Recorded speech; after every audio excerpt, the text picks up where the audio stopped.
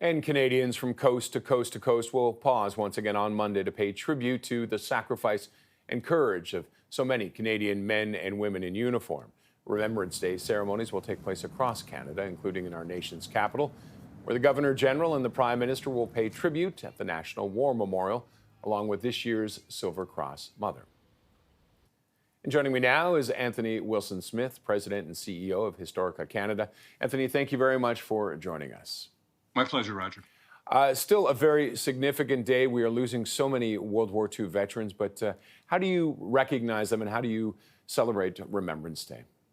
Well, I think like everybody, I'll find my way to a cenotaph or one of the more formal ceremonies here in Toronto. But, I think people should be remembering not only those we're losing now, but, those we never got a chance to know, all the things that didn't happen. We lost 44,000 killed in the Second World War. We had another 55,000 wounded, whose lives were often changed irrevocably. They didn't even take PTSD into account. All those people would have had, there were children who never saw their fathers, there were children unborn, there were communities that were never the same. So the effects are really still felt everywhere. And how do we honor Remembrance Day, with the way it's changing? We're losing so many of those veterans, but we still have veterans who have served in so many different wars. Is it changing the way we approach Remembrance Day? Well, it is changing because, the Second World War, of course, was, I've often called it the last good war. It was very clearly good against evil. But, those people who have served ever since, and we have thousands of them across the country, have served in Afghanistan, served in Kuwait, served in the Gulf War, served in peacekeeping duties in Cyprus and elsewhere.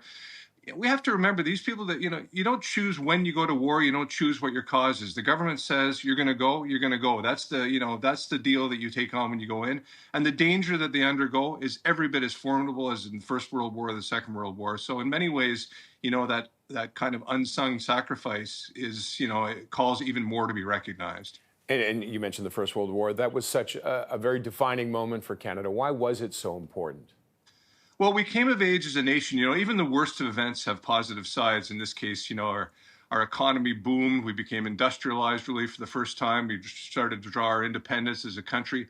And we lost 66,000 dead in the First War. It was even worse than the Second War. And there were also people who, of course, largely men who went off in the trenches for 4 years. That has to change your life in a lot of ways, too.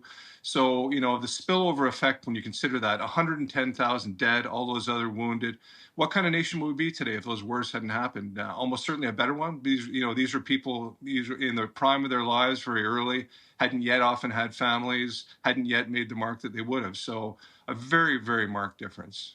And just before we go, you'll be at a cenotaph. For people who can't make it, what would you like them to do?